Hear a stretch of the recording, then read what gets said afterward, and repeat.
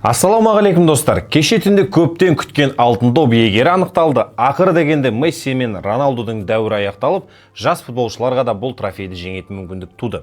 Әйтпесе Франк Рибери, Андрес Иньеста, Уэсли Снейдерлер үздік бола тұра осы қос футболшының көлеңкесінде қалып кеткен еді. Былтыр тартыс тек екі ойыншының, нақтырақ айтсақ, Родри мен Винисиустың арасында өткен еді.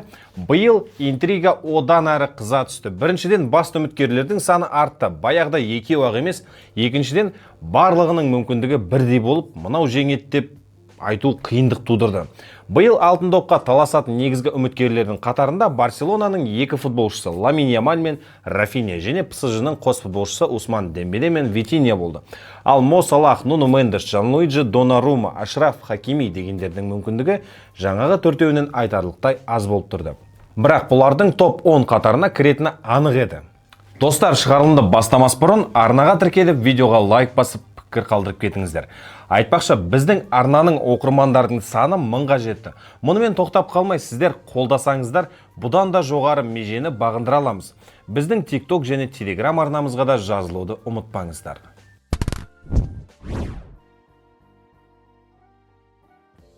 Бәріміз күткендей Усман Дембеле 2025 жылғы алтын доп иегері атанды. Ешқандай тосынсый болған жоқ. Былтырғы Винисиус секілді ешкім ренжімеді де. Кеше ғана Боруссиядан Барселонаға 105 миллион евроға ауысып, Испанияда жарақаттан көз ашпай, жанкүйерлердің үмітін ақтай алмай, көзге күйік болып Францияға қоныс аударған Дембеле бүгін жеке футболшыларға берілетін ең басты жүлде алтын допты жеңіп отыр. ПСЖ-ға ауысқаннан кейін де Луис Энрикемен қырылып, кейбір матчтардан тыс қалған еді. Бірақ 2025 жылдан бастап Усманды танымай қалдық. Екінші тыныс ашылып, әр матчта 2 голдан топырлатып соғып жүрді. Енді француз футболшының өткен маусымдағы жетістіктерін топтап өтейік. 49 матчта 33 гол соғып, 15 ассист жасады. 21 голмен Франция чемпионатының үздік сұрмергені атанды. ПСЖ-мен бірге қатысқан барлық турнирлерде жеңіске жетті. Франция чемпион атанды. Ел кубогы мен суперкубогын жеңіп алды. Чемпиондар лигасында топ жарды және сол турнирдің үздік ойыншысы атанды. Сахнаға алтын допты алу үшін шыққан Дембеле дәл қазіргі эмоцияларымды сөзбен айтып жеткізе алмаймын. Бұл ПСЖ сапында өткізген ең керемет жылым болды және осы уақыт ішінде менің мансабымда біраз нәрсе өзгерді. Бұл сыйлықты маған футбол аңызына айналған Рональдиньоның беру шын мәнінде ерекше оқиға деп сөзін бастап, әрі қарай осы уақытқа дейін қолдау көрсеткен адамдар мен ойнаған клубтарының барлығында алғыс айтып шықты. Насер Аль-Хелайфи мен Луис Энрикені әкесіне теңеп, ПСЖ, Барселона, Боруссия Дортмунд, Рен клубтарына, командадағы және ұлттық құрамадағы әріптестеріне, жас кезінде футбол ойнауды үйреткен бапкерлер мен туған қаласына және ең бастысы өзінің анасына, достарына, агентіне, құрт-құмырсқаға жалпы барлығына ризашылығын білдірді. Көз жасына ерік берген Дембелеге қолдау көрсету сахнаға анасы да шықты. Театр ішіндегі ПСЖ жанкүйерлері қиқулап, бұған Аль-Хелайфи мырза мәз болып қалды. Дембеле алтын доп жеңіп алған 6-шы франциялық футболшы атанды. Бұған дейін Раймон Копа, Мишель Платини 3 рет, Жан-Пьер Папен, Зидан және Кәрім Бензема үздік деп танылған еді. Осылайша Франция футболшылары алтын допты 8 рет алып, бұл көрсеткіш бойынша рекордсмен болып келген Аргентинамен теңесті. Бірақ Францияда бұл жүлдені 6 түрлі футболшы алса, Аргентинада Мессидің жалғыз өзі бірінші орынды шығарып тастады. Ал Германия, Нидерланды және Португалияда 7 алтын доптан бар екен. Дауыс беру нәтижесі бойынша екінші орынға Ламин Ямаль табан тіреді. Копа трофейін алғаннан кейін ба 18 жастағы футболшының көңілі тоқ секілді. Барселона ойыншысы алдағы уақытта алтын допты жеңетініне сенімді болып отырғандай, көңіл күйі мүлдем түспеді. Айтпақшы, ол түнде салтанатты шарадан кейін Парижде вечеринка ұйымдастырды. Алтын допты табыстау рәсіміне құдалыққа келгенде 20 шақты адаммен келгенінен ақ бәрін түсініп қойдық. Туысқандары мен достарының үстіне Дольче Габбана кигізіп қойыпты. Айтпақшы, Ямаль алтын допты жеңгенде тарихта бұл жүлдеге ие болған ең жас футболшы атанатын еді. Қазіргі рекорд 21 жасында үздік деп танылған Зубастик Роналдоға тиесті. Бірақ Ямальда бұл рекордты жаңартуға әлі 3 жылдай уақыт бар.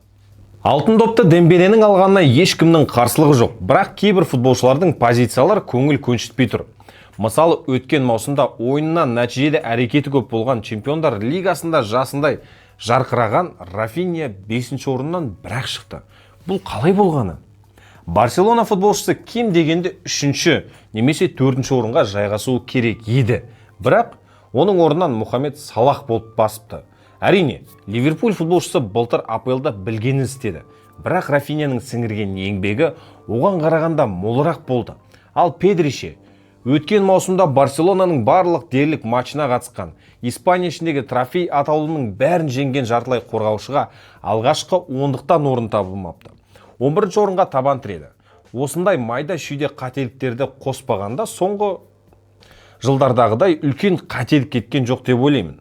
Былтыр алтын допқа қол жетпеген Винисиус биыл сол қалпынан танбай мақсатына қол жеткізеді деп күткен еді көпшілігі. Бірақ сол салтанатты шарадан кейін бразилиялық футболшыны алаңнан да таппай қалдық.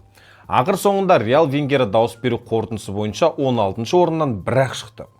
Ал Баллон д'Орды жеңген Родриче ол мүлдем 30 үміткердің қатарына да кірмеді.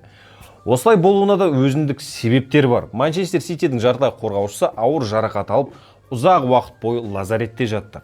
Тағы бір ерекшелігі биылғы алтын доп табыстау рәсімі әдеттегіден ертерек өтті. Соңғы жылдары қазан айының жақын соңында беріліп жүрген еді. Бұл жолы 22-ші қыркүйекте-ақ Баллон д'Ордың иегерін анықтадық. Франс футбол әдеттегідей салтанатты шара басталмас бұрын дауыс беру нәтижесінде 11 мен 30-шы орын аралығында жайғасқан футболшылардың есімін жариялап қойды. 11-ші орын Педри, 12-ші орын Хвича, Кварацхелия, 13-ші орын Харри Кейн, 14-ші орын Дезире Дуэ, 15-ші орын Виктор Гьокереш, 16-ші орын Винисиус Жуниор, 17-ші орын Роберт Левандовский, 18-ші орын Скотт Мактоминей, 19-ші орын Жоау Невиш, 20-ші орын Лаутаро Мартинес, 21-ші орын Серу Герасси, 22-ші орын Алексис Маккалистер, 23-ші орын Джуд Беллингем, 24-ші орын Фабиан Руис, 25-ші орын Дензел Дюмфрис, 26-ші орын Эрлинг Холланд, 27-ші орын Деклан Райс, 28-ші орын Вирджил Ван Дейк, 29-ші орын Флориан Виртс және 30-ші орын Майкл Олисе. Алтын допты табыстау рәсімінде бір күн қалғанда шараға ПСЖ футболшылардың келмейтін белгілі болды. Себебі Парижді клубтың Франция чемпионатына Марсельге қарсы ойына қолайсыз ауа райына байланысты 21-ші қыркүйектен 22-ші қыркүйекке шегеріліп, оның үстіне матчтың өту уақыты да дәл сол рәсіммен тұспа-тұс келіп қалды. Жоспарға сәйкес ПСЖ клубынан 40-қа жуық адам келуі тиіс болған. Бірақ тек жарақаты бар матчқа қатыспайтын Усман Дембеле, Жоау Невиш, Дезире Дуэ және клуб қожайыны Нассер Аль-Хилайфи ғана келді. Салтанатты шара жылдың жас футболшысын анықтаумен басталды. Бұл жақта айтарлықтай интрига жоқ. Ламин Ямаль 21 жасқа дейінгі футболшылар арасына үздік деп танылып Копа трофейіне ие болды. Ямаль өткен маусымда Барселона желесінде 55 матч өткізіп, 18 гол мен 25 нәтижелі пасты өз атына жазды. Дауыс беру қорытындысы бойынша 18 жастағы тинейджер Дезире Дуэ, Жоау Невиш, Эстевао, Кенан Йылдыз, Дин Хейсен, Пау Кубарсидерді артқа тастады. Естеріңізде болса, Tutto спорт порталы ұсынатын голден бойды бір футболшы бір реттен артық ала алмайтын еді. Ал Копа трофейін Ямаль екінші жыл қатарынан иеленіп отыр. Жылдың үздік бапкеріне берілетін Йохан Кройф трофейі ПСЖ мен өткен маусымда требл жасаған Луис Энрикеге бұйырды. Шашын алып тастаған, велосипедтен құлап қолын сындырып алған испаниялық маман бұл кезде Шатле театрында емес, Велодром стадионында болды. Сонша мақтаған бапкеріміз дәл сол кезде масқара болып Марсельден 1-0 есебімен ұтылып қалды. Бірақ бұл жеңіліс оны Йохан Кройф трофейінен айырмады, себебі оның өткен маусымдағы еңбегі ұшан теңіз. Энрике дауыс беру нәтижесінде Ханси Флик, Энсо Мареска және Арне Слотты басы бозды. Үздік қақпашы атағы Джанлуиджи Донарумаға бұйырып, италиялық голкипер Ямаль секілді екінші рет Лев Яшин трофейін жеңіп алды. Осылайша жақында ғана ПСЖ-дан Манчестер Ситиге ауысқан қақпашы Эмилиано Мартинеске тиесілі болған рекордты қайталады. Аргентиналық голкиперде Лев Яшин трофейінің 2 дүркін иегері атанған еді. Жылдың үздік қақпашысы атану үшін Донарумадан бөлек Алисон, Ян Зомер, Тибо Куртуа және Ясин Буну таласып көрген еді. Қақпашыны анықтадық, бапкерді анықтадық, келесі кезек шабуылшыда. Бұл номинацияда өткен маусымда Спортик сапында 52 матч өткізіп, 54 гол және 13 нәтижелі пасты өз атына жазған Виктор Гьокереш үшін деп танылды. Швеция құрамасында соққан 9 голын да ұмытпайық. Бұл номинацияда Арсенал шабуылшысымен таласқа түсетін басқа үміткерлер болған жоқ. Луис Фигу шықты да бірден Гьокерешті сахнаға шақырды. Жылдың үздік клубы деген атақ бәрі күткенде еш интригасыз ПСЖ-ға бұйырды.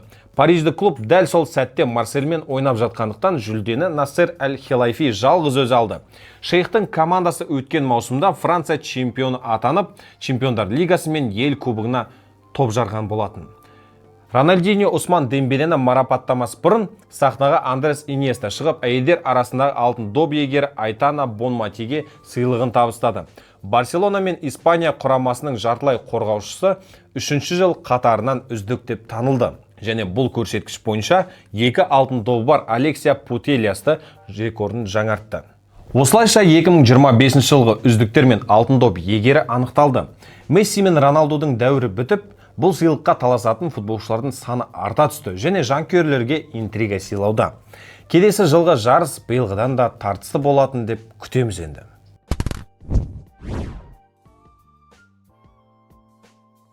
Құрметті достар, осылайша шығарылымыз аяқталды. Сіздермен болған Әлішер Шетелбол арнасы келесі кездескенше.